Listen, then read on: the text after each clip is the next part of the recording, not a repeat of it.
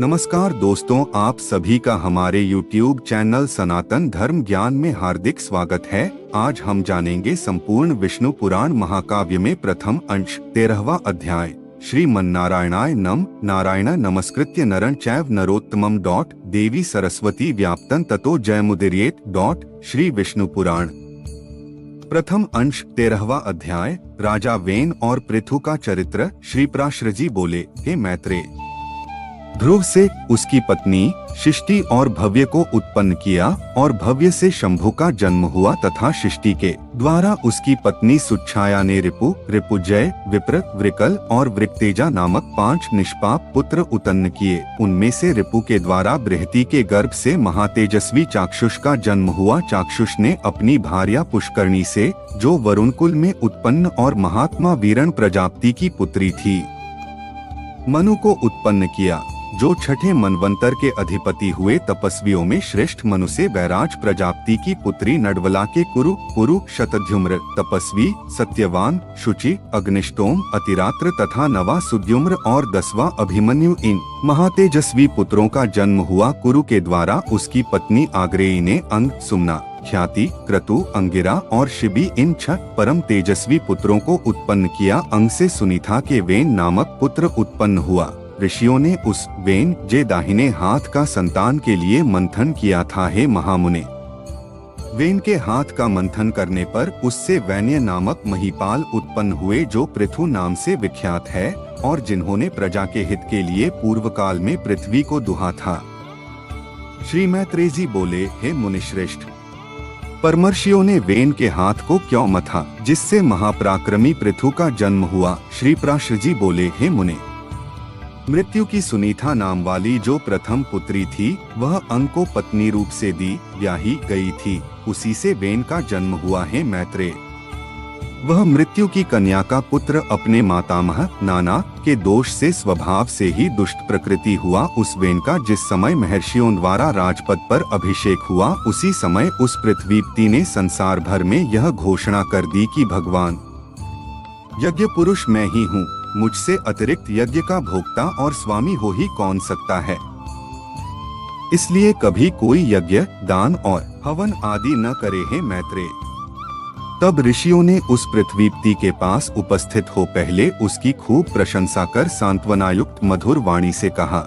ऋषिगण बोले, हे राजन, हे पृथ्वीपते, तुम्हारे राज्य और देह के उपकार तथा प्रजा के हित के लिए हम जो बात कहते हैं, सुनो, तुम्हारा कल्याण हो। देखो, हम बड़े बड़े यज्ञों द्वारा जो सर्वयज्ञेश्वर देवाधिपति भगवान हरि का पूजन करेंगे, उसके फल में से तुमको भी भाग मिलेगा। हे नृप, इस प्रकार यज्ञों के द्वारा यज्ञ पुरुष भगवान विष्णु प्रसन्न होकर हम लोगों के साथ तुम्हारी भी सफल कामनाएं पूर्ण करेंगे। हे राजन, जिन राजाओं के राज्य में यज्ञेश्वर भगवान हरि का यज्ञों द्वारा पूजन किया जाता है, वे उनकी सभी कामनाओं को पूर्ण कर देते हैं। वेन बोला, मुझसे भी बढ़कर ऐसा और कौन है जो मेरा भी पूजनीय है। जिसे तुम यज्ञेश्वर मानते हो, वह हरि कहलाने वाला कौन है। ब्रह्मा, विष्णु, महादेव, इंद्र, वायु, यम, सूर्य, अग्नि, वरुण, धाता, पूषा, पृथ्वी और चंद्रमा तथा इनके अतिरिक्त और भी जितने देवता शाप और कृपा करने में समर्थ है, वे सभी राजा के शरीर में निवास करते हैं। इस प्रकार राजा सर्वदेवमय है। हे ब्राह्मणों, ऐसा जानकर मैंने जैसी जो कुछ आज्ञा की है, वैसा ही करो। देखो, कोई भी दान, यज्ञ और हवन आदि न करे। हे द्विजगण, स्त्री का परम धर्म जैसे अपने पति की सेवा करना ही माना गया है, वैसे ही आप लोगों का धर्म भी मेरी आज्ञा का पालन करना ही है। ऋषिगण बोले, महाराज, आप ऐसी आज्ञा दीजिए जिससे धर्म का क्षय न हो। देखिए, यह सारा जगत हवि का ही परिणाम है। श्री प्राश्रजी बोले, महर्षियों के इस प्रकार बारंबार समझाने और कहने सुनने पर भी जब वेन ने ऐसी आज्ञा नहीं दी, तो वे अत्यंत क्रुद्ध और अमर्षयुक्त होकर आपस में कहने लगे, इस पापी को मारो मारो, जो अनादि और अनंत यज्ञ पुरुष प्रभु विष्णु की निंदा करता है, वह अनाचारी किसी प्रकार पृथ्वीपति होने के योग्य नहीं है। ऐसा कह मुनिगणों ने भगवान की निंदा आदि करने के कारण पहले ही मरे हुए उस राजा को मंत्र से पवित्र किए हुए कुशाओं से मार डाला। हे द्विज। तदंतर उन मुनीश्वरों ने सब और बड़ी धूलि उठती देखी। उसे देखकर उन्होंने अपने निकटवर्ती लोगों से पूछा, यह क्या है?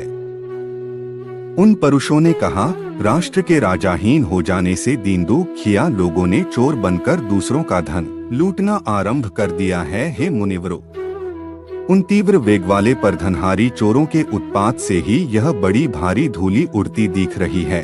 तब उन सब मुनीश्वरों ने आपस में सलाह कर उस पुत्रहीन राजा की जंघा का पुत्र के लिए यत्न पूर्वक मंथन किया। उसकी जंघा के मथने पर उससे एक पुरुष उत्पन्न हुआ जो जले ठूंठ के समान काला, अत्यंत नाटा और छोटे मुख वाला था। उसने अति आतुर होकर उन सब ब्राह्मणों से कहा, मैं क्या करूं? उन्होंने कहा, निषीद बैठ। अत वह निषाद कहलाया, इसलिए हे मुनिशार्दुल। उससे उत्पन्न हुए लोग विंध्याचल निवासी पाप परायण निषादगण हुए। उस निषाद रूप द्वार से राजा वेन का संपूर्ण पाप निकल गया। अत निषादगण वेन के पापों का नाश करने वाले हुए। फिर उन ब्राह्मणों ने उसके दाएं हाथ का मंथन किया। उसका मंथन करने से परम प्रतापी वेनसुवन पृथु प्रकट हुए, जो अपने शरीर से प्रज्वलित अग्नि के समान देदीप्यमान थे। इसी समय आजगव नामक आद्य सर्वप्रथम शिवधनुष और दिव्य वाण तथा कवच आकाश से गिरे। उनके उत्पन्न होने से सभी जीवों को अति आनंद हुआ और केवल सत्पुत्र के ही जन्म लेने से वेन भी स्वर्गलोक को चला गया। इस प्रकार महात्मा पुत्र के कारण ही उसकी पुम अर्थात नरक से रक्षा हुई। महाराज पृथु के अभिषेक के लिए सभी समुद्र और नदियां सब प्रकार के रत्न और जल लेकर उपस्थित हुए। उस समय आंगिरस देवगणों के सहित पितामह ब्रह्मा जी ने और समस्त स्थावर जंगम प्राणियों ने वहां आकर महाराज वैन्य वेनपुत्र का राज्याभिषेक किया। उनके दाहिने हाथ में चक्र का चिन्ह देखकर उन्हें विष्णु का अंश जान पितामह ब्रह्मा जी को परम आनंद हुआ। यह श्री विष्णु भगवान के चक्र का चिन्ह सभी चक्रवर्ती राजाओं के हाथ में हुआ करता है। उनका प्रभाव कभी देवताओं से भी कुंठित नहीं होता। इस प्रकार महातेजस्वी और परम प्रतापी वेनपुत्र धर्म कुशल महानुभावों द्वारा विधि पूर्वक अति महान राजराजेश्वर पद पर अभिषिक्त हुए। जिस प्रजा को पिता ने अप्रसन्न किया था, उसी को उन्होंने अनुरंजित प्रसन्न किया। इसलिए अनुरंजन करने से उनका नाम राजा हुआ। जब वे समुद्र में चलते थे तो जल बहने से रुक जाता था, पर्वत उन्हें मार्ग देते थे और उनकी ध्वजा कभी भंग नहीं हुई। पृथ्वी बिना जोते बोए धान्य पकाने वाली थी, केवल चिंतन मात्र से ही अन्न सिद्ध हो जाता था। गौएं कामधेनु रूपा थीं और पत्ते पत्ते में मधु भरा रहता था। राजा पृथु ने उत्पन्न होते ही पैतामह यज्ञ किया।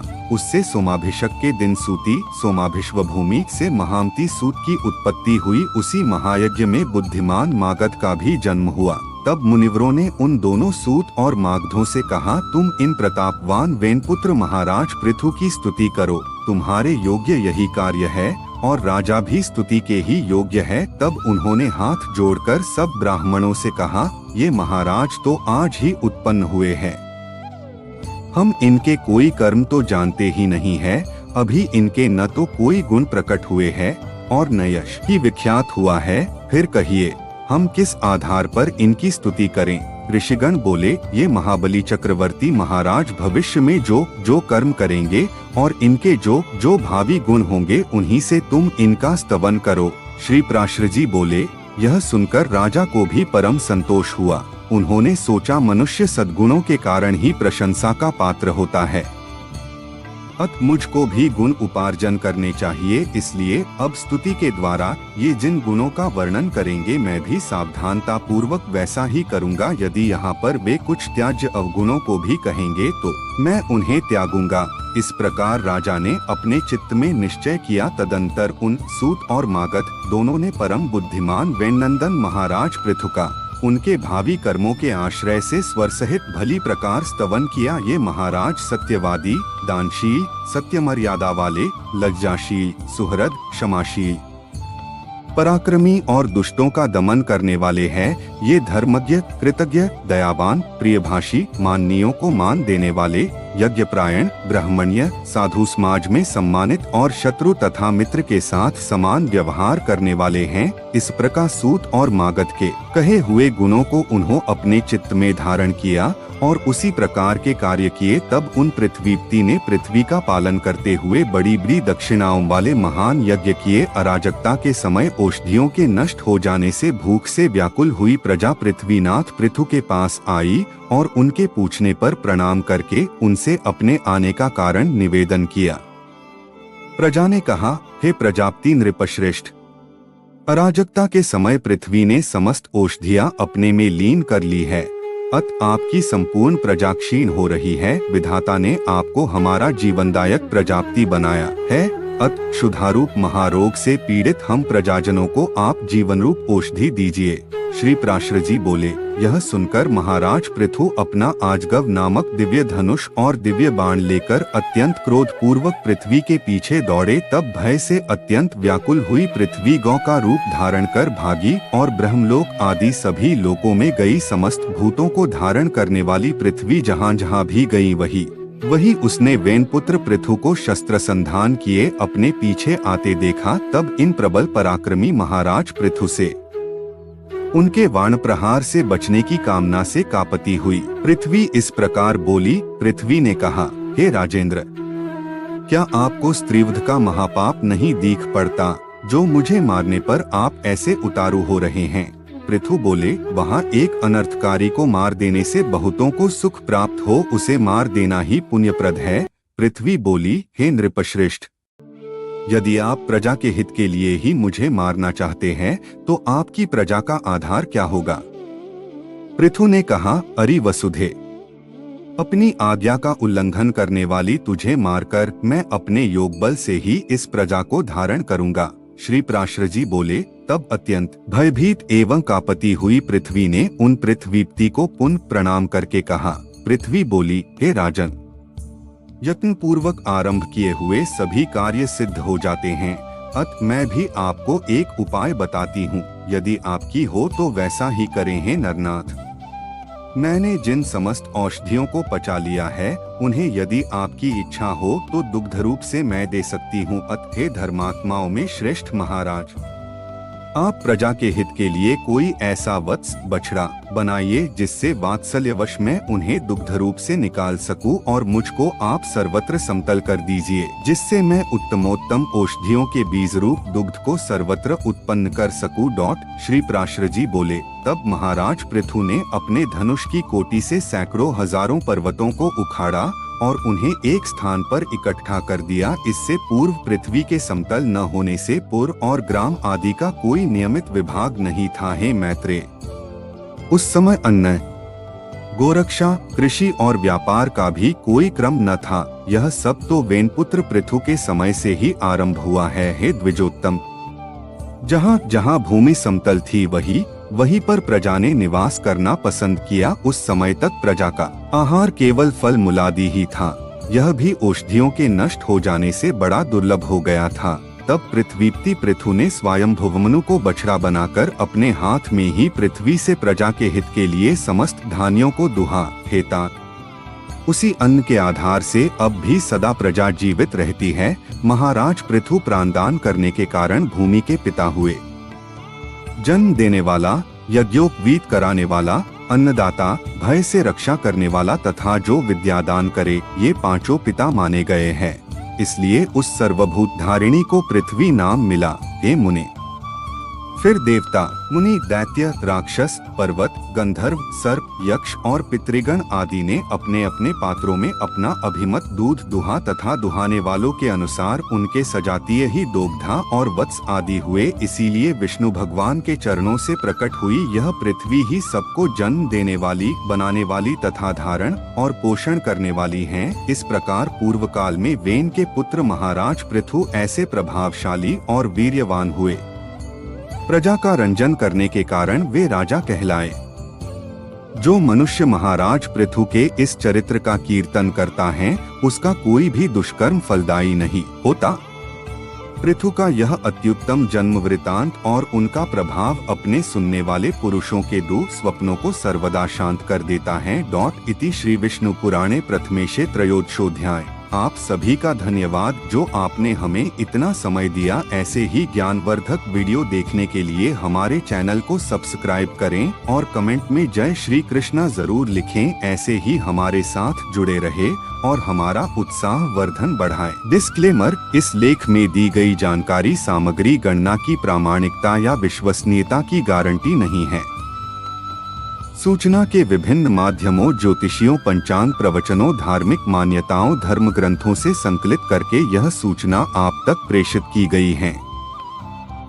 हमारा उद्देश्य सिर्फ सूचना पहुंचाना है। पाठक या उपयोगकर्ता इसे सिर्फ सूचना समझकर ही लें।